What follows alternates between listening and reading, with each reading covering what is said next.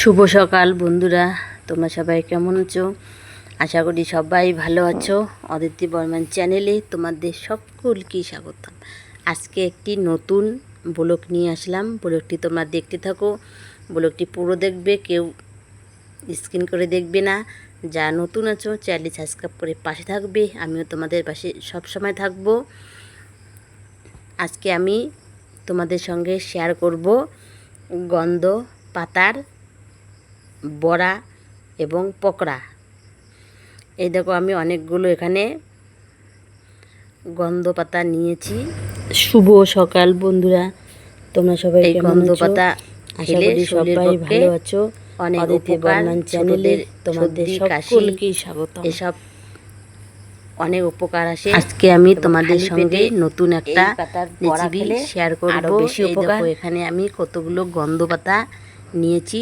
সেই গন্ধ পাতা বড়া বানিয়ে তোমাদের সঙ্গে শেয়ার করব। খুব উপকার হবে। গন্ধ পাতাগুলো আমি ছোট ছোট করে এই দেখো এখানে আমি, তোমরা চাইলে কেটে নিয়েছি, বেটে নিতে পারো, শিলবাটায় বেটেও নিতে পারো, কিন্তু আমি বেটে নেব না। আমি সুন্দর করে ছোট ছোট করে কেটেও নেওয়া যায়, তার মধ্যে দিয়ে দিয়েছি পেঁয়াজ কুচি, কেটে নিয়েছি, বেটে নেইনি। তোমরা চাইলে বেটেও নিতে পারো। খেলে তার মধ্যে দিয়ে দিলাম আমি পেঁয়াজ কুচি, না খুব ভালো, শুকনো লঙ্কার গুঁড়ো, শরীরে খুব, কারণ কাঁচা লঙ্কা থাকলে কাঁচা লঙ্কাও দিতে পারো।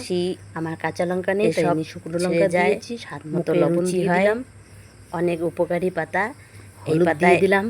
সবসময় দেখা যায় না জঙ্গলে, এই পাতা দেখা যায় বড়া, সেই বানিয়ে খেলে খুব উপকার। বড়া বানিয়ে তোমাদের সঙ্গে দিলাম। তোমরা চাইলে বেসন নাও দিতে পারো। ভিডিওটা পুরো দেখবে। আমি চালের গুঁড়ো বেটে রেখেছি, সেই চালের গুঁড়ো আমি এখানে নিয়েছি। তোমরা চাইলে মুসুর কালার চালের গুঁড়ো দিতে পারো, বেটে নিয়েছি। মুসুর কালার তোমরা দিয়ে চালে ভাজায়, মুসুর কালাই পাতা দুই রকম দিয়ে খাওয়া যায়, খেতে পারো। কিন্তু আমি চালে দিয়ে দিয়েছি বেসন বানাবো। তোমরা বেসন না দিলেও চলবে। করবো। এই দেখো আমি এবার করে মেখে নিয়েছি, মেখে নেব। এখানে করে এরকম করে দিলাম, সেটা তোমাদের সঙ্গে শেয়ার করলাম।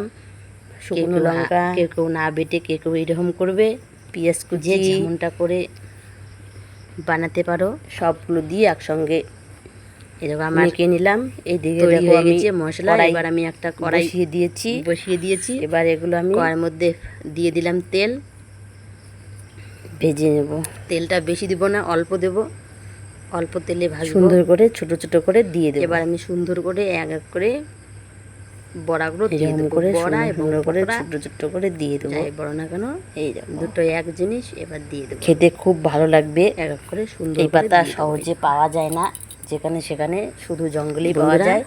এই পাতার বড়া খেলে খুব উপকার। গন্ধ পাতার বড়া ছোটদেরকে কিরকম লাগলো তোমরা অবশ্যই কমেন্ট করে জানাবে। সকালবেলা তোমরা খালি পেটেও খেতে পারো, সাবস্ক্রাইব করে পাশে বড়া ভেজে। আর তোমরা কিরকম গরম ভাতের সঙ্গেও খেতেও পারো।